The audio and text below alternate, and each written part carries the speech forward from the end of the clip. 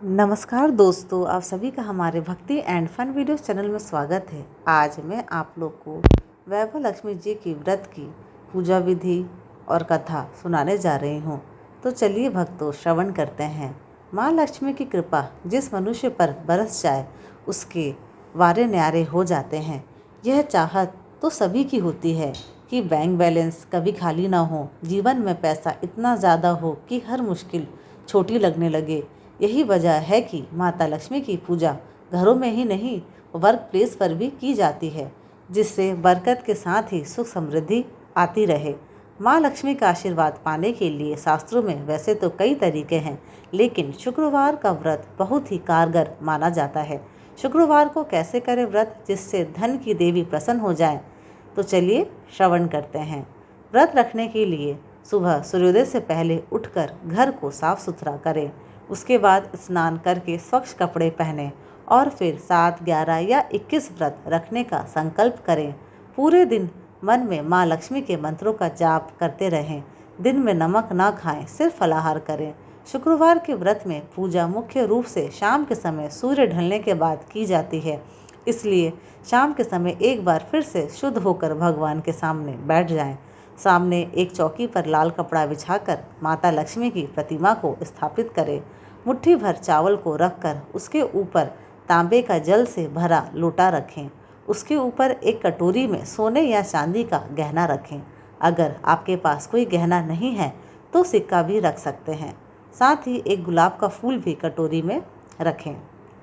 माँ लक्ष्मी के सामने रखे गहने का पूजन हल्दी और कुमकुम से करें और अक्षत और फूल चढ़ाएं। हाथ जोड़कर माता लक्ष्मी के श्री यंत्र और अन्य स्वरूपों को प्रणाम करें और फिर कथा शुरू करें। पूजा के समय माता के सामने शुद्ध घी का दीपक जलाना न भूलें। कथा समाप्त करने के बाद माता की आरती करें और उनको मीठे का भोग लगाएं। वैसे तो किसी भी मिठाई का भोग माँ को लगाया जा सकता है, लेकिन माँ लक्ष्मी को सफ़ेद मिठाई बहुत ही प्रिय है, इसलिए खीर या रबड़ी का भोग काफ़ी उत्तम रहेगा। भोग लगाने के बाद हाथ जोड़कर माँ के सामने अपनी मनोकामना पूर्ण होने की विनती करें। शाम के समय एक साथ सादा भोजन किया जा सकता है। इस तरह से पूरी श्रद्धा और भक्ति से व्रत करने से महालक्ष्मी प्रसन्न होती हैं और अपनी कृपा बरसाती हैं। अब चलिए भक्तों, उद्यापन विधि श्रवण करते हैं। जितने व्रत का संकल्प आपने लिया है उनके पूर्ण होने के बाद शास्त्रों में उद्यापन करना बहुत जरूरी माना जाता है। अगर कुंवारी लड़की व्रत रख रही है तो उद्यापन में कन्याओं को भोजन करवाना चाहिए। अगर सुहागिन महिला व्रत रखती हैं तो उद्यापन में 7 या 11 सुहागिन महिलाओं को ही बुलाना चाहिए। उद्यापन वाले दिन भी ऊपर दी गई विधि से माता की पूजा करें और फिर कन्याओं या सुहागिनों को भोजन कराएं। भोजन में खीर और नारियल का प्रसाद रखना न भूलें। उनको दक्षिणा स्वरूप वैभव लक्ष्मी व्रत की एक एक पुस्तक, नारियल का टुकड़ा, स्टील के बर्तन में खीर, कोई वस्त्र और रुपए दें। जो भी व्रती इस विधि से माता लक्ष्मी का व्रत संपन्न करता है, माँ की कृपा उस पर हमेशा बनी रहती है। उस मनुष्य को कभी भी धन सौभाग्य की कमी नहीं रहती।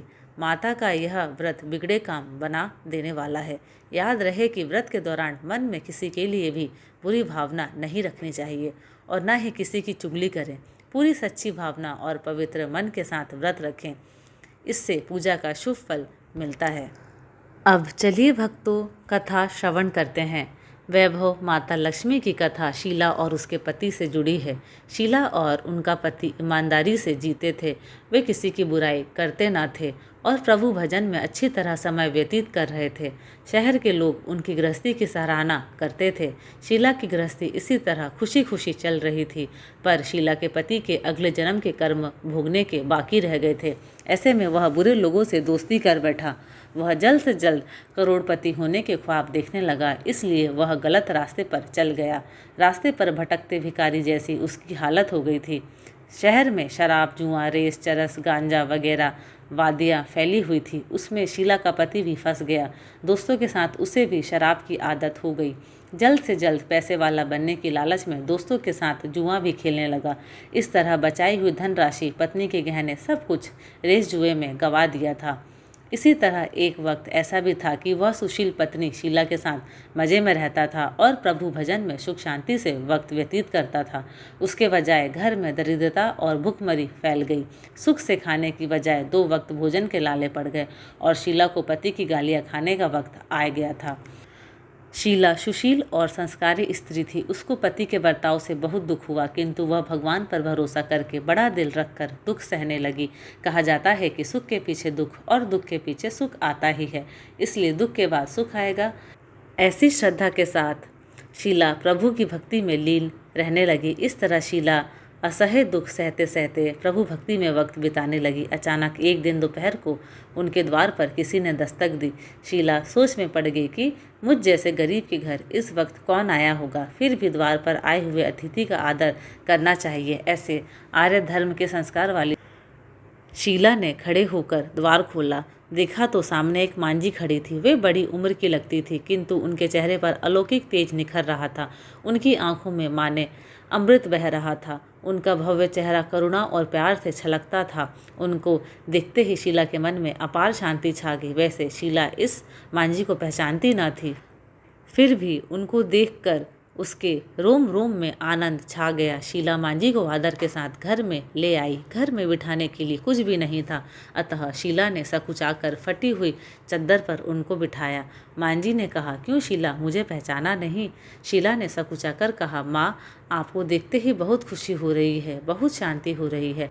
ऐसा लगता है कि मैं जिसे बहुत दिनों से ढूंढ रही थी वो आप ही हैं, पर आपको पहचान नहीं सकती। मांझी ने कहा कि क्यों, मुझे भूल गई? हर शुक्रवार को लक्ष्मी जी के मंदिर में भजन कीर्तन होते हैं, तब मैं भी वहाँ आती हूँ। वहाँ हर शुक्रवार को हम मिलते हैं। पति गलत रास्ते पर चढ़ गया, तब से शीला बहुत दुखी हो गई थी और दुख की मारी वह लक्ष्मी जी के मंदिर में भी नहीं जाती थी। बाहर के लोगों के साथ नज़र मिलाने में भी उसे शर्म लगने लगी थी। उसने याददाश्त पर जोर लगाया, पर उसको यह मांझी याद नहीं आ रही थी। तभी मांझी ने कहा, तू लक्ष्मी जी के मंदिर में कितने मधुर भजन गाती थी, अभी अभी तू दिखाई नहीं देती थी, इसलिए मुझे हुआ कि तू क्यों नहीं आती है, कहीं बीमार तो नहीं हो गई है ना, ऐसा सोचकर मैं मिलने चली आई हूँ। मांझी के अति प्रेम भरे शब्दों से शीला का हृदय पिघल गया। उसकी आंख में आंसू आ गए। मांझी के सामने वह बिलख बिलख कर रोने लगी। यह देखकर मांझी शीला के नज़दीक गई और उसकी पीठ पर प्यार भरा हाथ फेर कर सांत्वना देने लगी। मांझी ने कहा, सुख और दुख तो धूप और छाँव जैसे होते हैं। सुख के पीछे दुख आता है तो दुख के पीछे सुख भी आता है।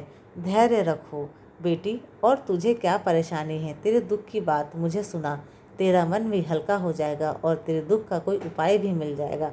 मांझी की बात सुनकर शीला के मन को शांति मिली। उसने मांझी को कहा, माँ, मेरी गृहस्थी में भरपूर सुख और खुशियाँ थी। मेरे पति भी सुशील थे। भगवान की कृपा से पैसे की बात में भी हमें संतोष था। हम शांति से गृहस्थी चला रहे थे, ईश्वर भक्ति में अपना वक्त व्यतीत कर रहे थे। एकाएक हमारा भाग्य हमसे रूठ गया। मेरे पति को बुरी दोस्ती हो गई। बुरी दोस्ती की वजह से वे शराब, जुआ, रेस, चरस, गांजा वगैरह खराब आदतों के शिकार हो गए और उन्होंने सब कुछ गंवा दिया और हम रास्ते के भिखारी जैसे बन गए। यह सुनकर मांझी ने कहा, सुख के पीछे दुख और दुख के पीछे सुख आता ही रहता है।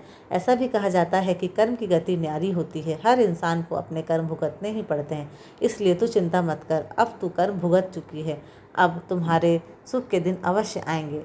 तू तो माँ लक्ष्मी जी की भक्त है। माँ लक्ष्मी जी तो प्रेम और करुणा के अवतार हैं। वे अपने भक्तों पर हमेशा ममता रखती हैं।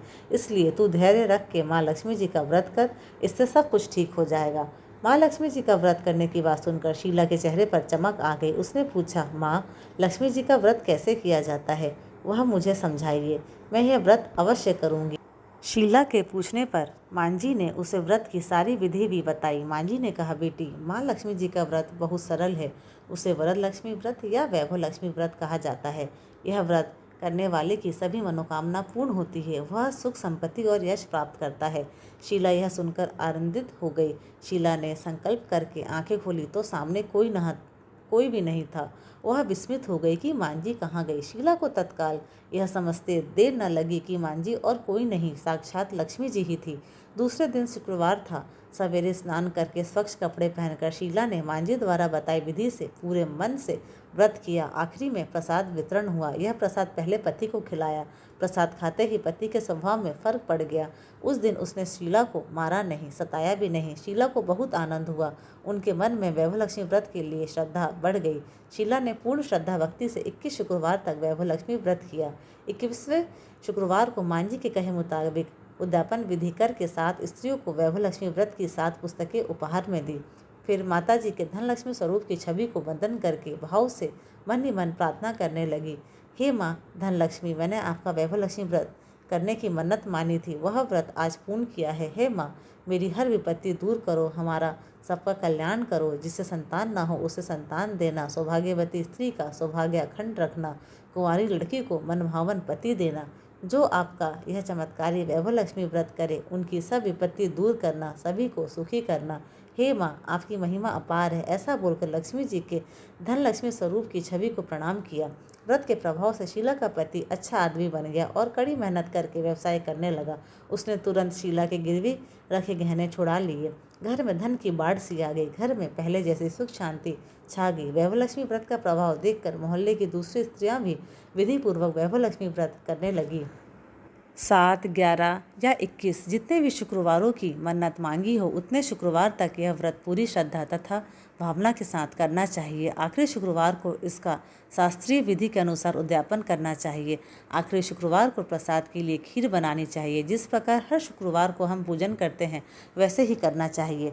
पूजन के बाद माँ के सामने एक श्रीफल फोड़े, फिर कम से कम 7 कुंवारी कन्याओं या सौभाग्यशाली स्त्रियों को कुमकुम का तिलक लगाकर माँ वैभव लक्ष्मी व्रत कथा की पुस्तक की एक प्रति उपहार में देनी चाहिए और सबको खीर का प्रसाद देना चाहिए।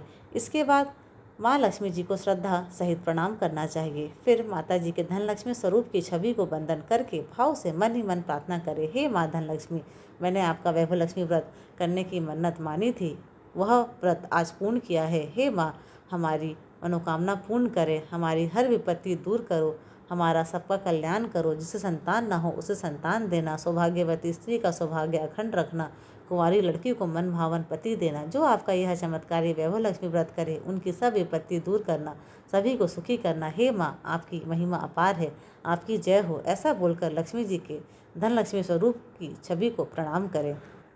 अब चलिए भक्तों, आरती श्रवण करते हैं। ओम जय लक्ष्मी माता मैया, जय लक्ष्मी माता, तुमको निस दिन सेवत, मैया जी को निस दिन सेवत, हर विष्णु विधाता। ओम जय लक्ष्मी माता, उमा रमा ब्रह्माणी, तुम ही जग माता, मैया तुम ही जग माता। सूर्य चंद्रमा ध्यावत, सूर्य चंद्रमा ध्यावत, नारद ऋषि गाता। ओम जय लक्ष्मी माता, दुर्गा रूप निरंजनी, सुख संपत्ति दाता, मैया सुख संपत्ति दाता। जो कोई तुमको ध्याता, जो कोई तुमको ध्याता, रिद्धि सिद्धि धन पाता। ओम जय लक्ष्मी माता, तुम पाताल निवासिनी, तुम ही शुभदाता, मैया तुम ही शुभदाता। कर्म प्रभाव प्रकाशिनी, कर्म प्रभाव प्रकाशिनी, भवनिधि की त्राता। ओम जय लक्ष्मी माता, जिस घर में तुम रहती सब सद्गुण आता, मैया सब सद्गुण आता। सब संभव हो जाता, सब संभव हो जाता, मन नहीं घबराता। ओम जय लक्ष्मी माता, तुम बिन यज्ञ न होवे, वस्त्र न कोई पाता, मैया वस्त्र न कोई पाता। खान पान का वैभव, खान पान का वैभव, सब तुमसे आता।